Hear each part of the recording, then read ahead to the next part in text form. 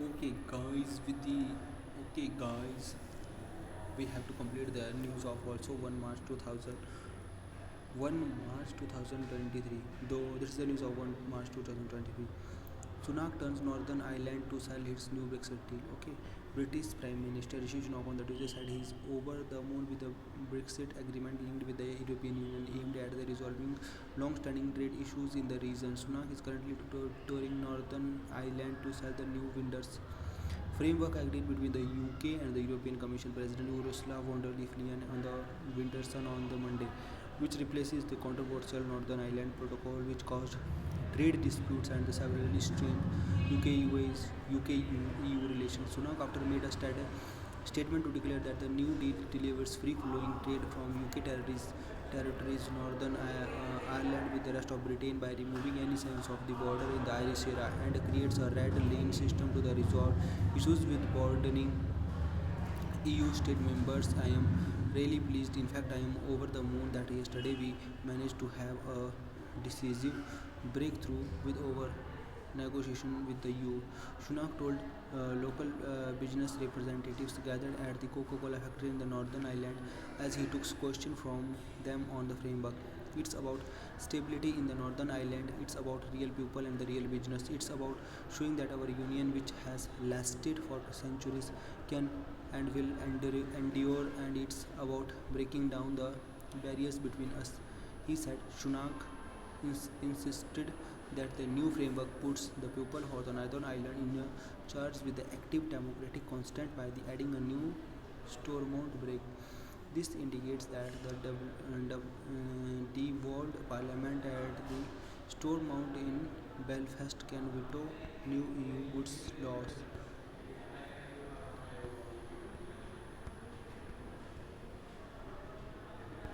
Resoluting display zero tolerance towards terrorism. Okay. India's on Tuesday urged that the International Committee of Resoluting displays zero tolerance towards terrorism, saying that the surge of the most indefensible violation of the human rights and those penetrating it should always be held accountable in the veiled reference to Pakistan. In a video message at the high-level segment of the 52nd of the Human Rights Council, External Minister S. Jaishankar said on India has been the forefront of the dealing with the global challenges that impact adversely on the human rights, especially terrorism.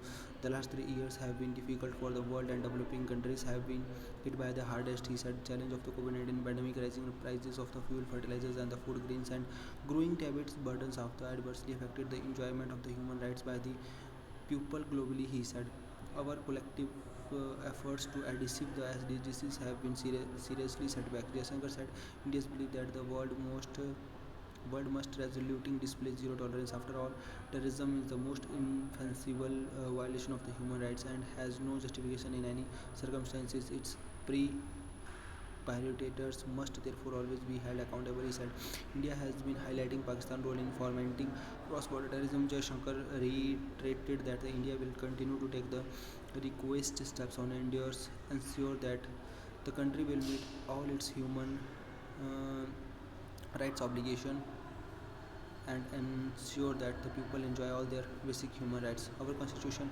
guarantees civil and political rights as the fundamental rights. He also has the previous provisions of the progressive realizations of the economic, social and the cultural rights. Our independent judiciary has been playing its expected role in that regards, he said. Chinese Foreign Minister to attend G20 meet tomorrow. Chinese Foreign Minister Qin Yang will travel to India on the attending meeting of Qin Qin Gang, Chinese Foreign Minister Qin Gang, Chinese Foreign Minister Qin Gang, Chinese Foreign Minister Qin Gang, Chinese Foreign Minister Qin Gang to travel India on attending the meeting of the G20 Foreign Minister on the March 2nd. Beijing has said they are ready to work with all the ensure that the gathering will be a positive signal of multilateralism, food and energy security and the development cooperation. Queen visit to India will be the first by the Chinese foreign minister after the predecessors Wang Yi visit to the New Delhi in 2019 to attend the special representatives dialogue on the border mechanism. Wang and the National Security Advisor Ajit Doval were on the special representatives at the innovations of his Indian counterpart Minister S. Jaishankar, Foreign Minister Queen.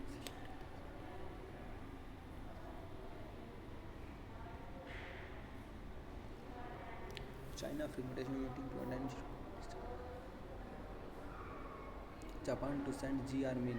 China says it's ready to work with all the parties to ensure the G20 meet G20 meet sends a positive signal on multilateralism, food and energy security and the development corporation. Japan Foreign Minister Yoshimasa Hayashi may not travel to India because of scheduling conflicts. Deputies will instead South Korea, another key East center towards India's largest hydropower project in Arunachal. Center to OK's India's largest hydropower project. India has approved its largest hydropower projects in the Arunachal Pradesh border. China, the government approved the estimated in the investment of 319 billion for the 280 megawatt Digbang projects in Arunachal Pradesh, state ran by the hydropower producer NHPC.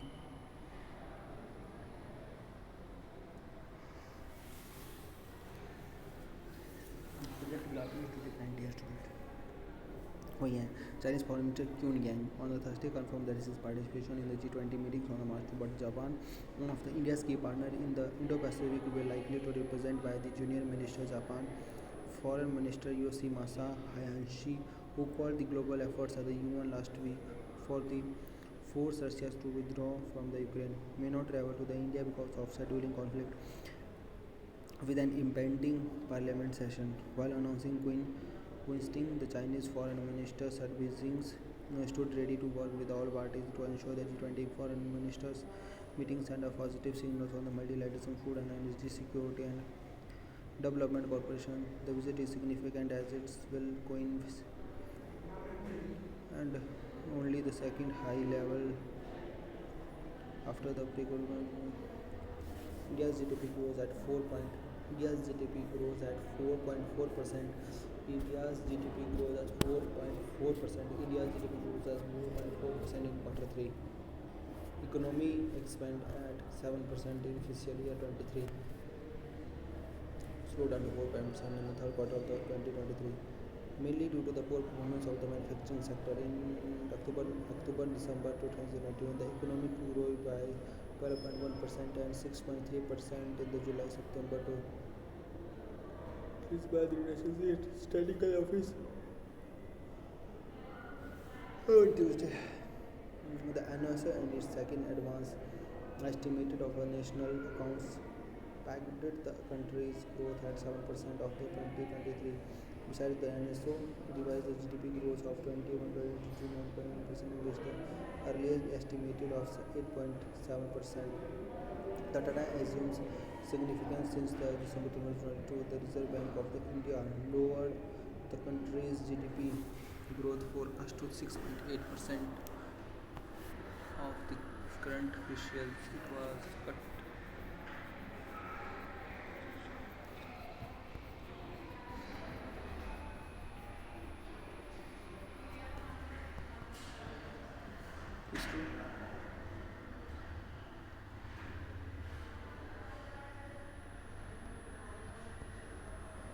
The flight experience hot test of the GU-20 synchronological engine that will power the cryogenic up stages to launch vehicles for the Chandrayaan-3 mission was successfully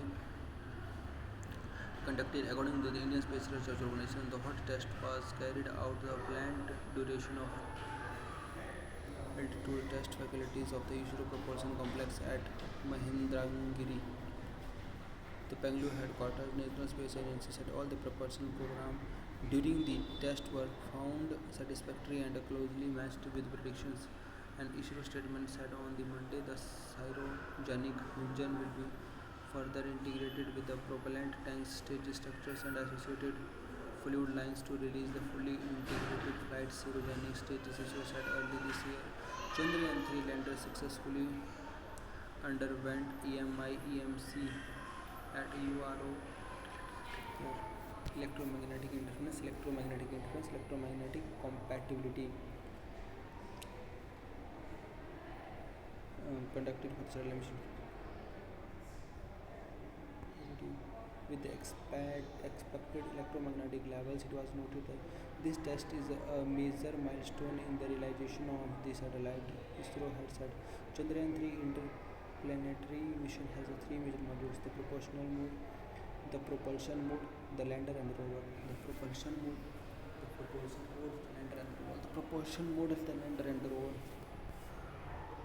The lander and the rover. The mission complexity was establishing radio frequency communication skills between the modules. During test, launcher compatibility, antenna polarization of all RF systems, stand alone or auto compatibility set test for orbital and the power descent mission phases, and the lander was over compatibility test for the posting landing instructions. Okay guys, very welcome to all of you, and we will meet tomorrow.